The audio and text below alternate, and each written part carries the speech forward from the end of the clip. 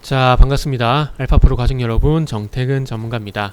10월 17일 방송 시작하도록 하겠습니다.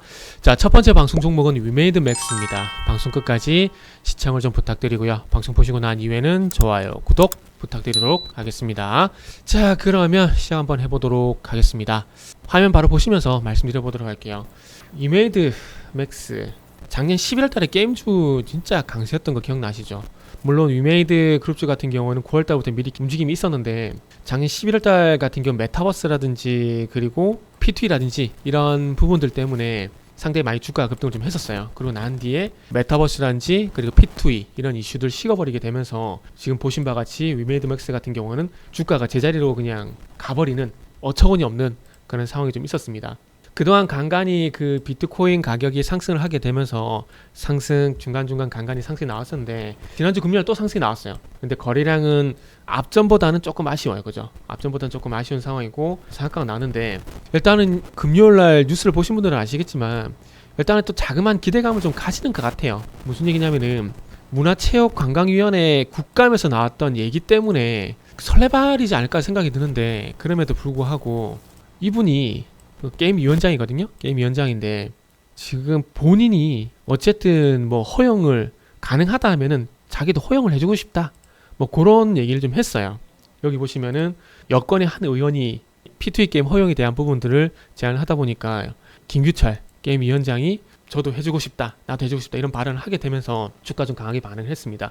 게임주 같은 경우는 아시겠지만 PC에서 그리고 모바일로 그리고 이제 P2E라든지 메타버스로 넘어가는 그런 분위기인데, 이 넘어갈 때마다 대장주들이 있죠. 온라인 때는 누가 보더라도 이 회사 있죠? NC. 그리고 모바일 쪽으로 넘어가게 되면서 대장 컴투스로 바뀌었고, 그리고 이게 약간은 지금 섣부른 판단이긴 하지만 위메이드가 좀 앞서가는 분위기예요. 위메이드가 앞서가는 분위기인데, 그러다 보니까 아무래도 위메이드 같은 경우 P2E라든지 쪽에 대장 역할을 하다 보니까 좀 강하게 주가 좀 반응을 한 것 같습니다. 근데 이게 지속이 될 것인가? 이건 좀 부정적이에요. 왜냐하면은 저도 해주고 싶다. 그러니까 게임 산업법상 풀어야 될 문제가 있는 거죠. 게임 산업법상 P2E 같은 경우는 사행성이라든지 그리고 현금성이라든지 이런 부분들 때문에 지금 금지가 되어 있습니다. 이게 예전에 황금성 때문에 금지가 됐는데, 이게 옛날에 바다 이야기 혹시 기억나시나요?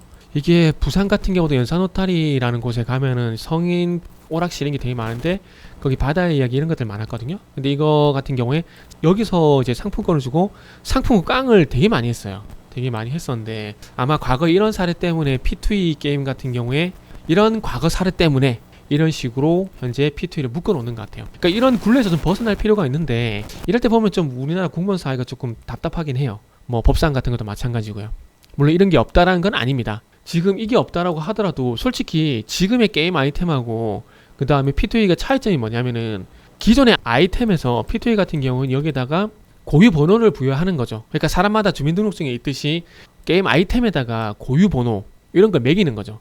어찌 보면은 그 복제라든 것들, 짝퉁이나 이런 것들을 만들기 방지하기 위해서 P2E, 저는 그 P2E 그렇다고 봐요. 블록체인 기술이 들어가고 하니까.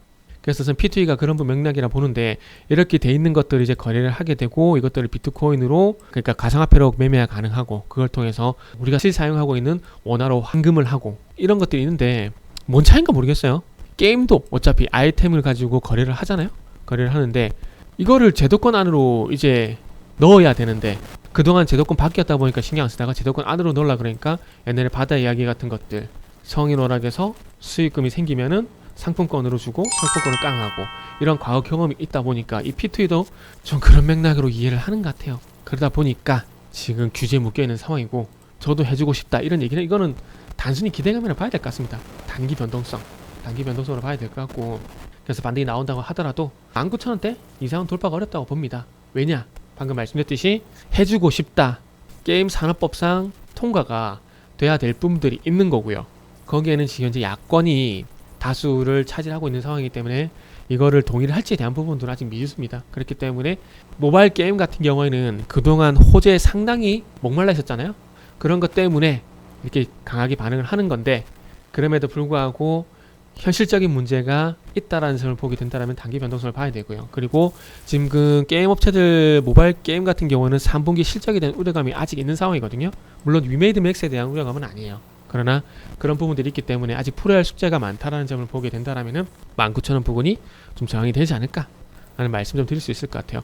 오늘 모바일 게임 섹터가 현재 0.5% 약세인데, 아무래도 구지가 큰 기업들, 뭐 컴투스라든지 카카오게임즈라든지 뭐 펄어비스, 이런 큰 기업들이 약세를 보이다 보니까 한빛소프트, 위메이드맥스, 뭐 네오이즈, 드래곤플라이 이런 종목들이 3% 넘게 강세를 보이더라도 시가총액에서 좀 차이가 나다 보니까 이런 현상이 좀 나오는 것 같습니다. 그래서 어쨌든 결론을 내보자면은 현실적인 문제 때문에 단기 변동성으로 마무리가 될 것 같다라고 말씀드리면서 마무리하도록 하겠습니다.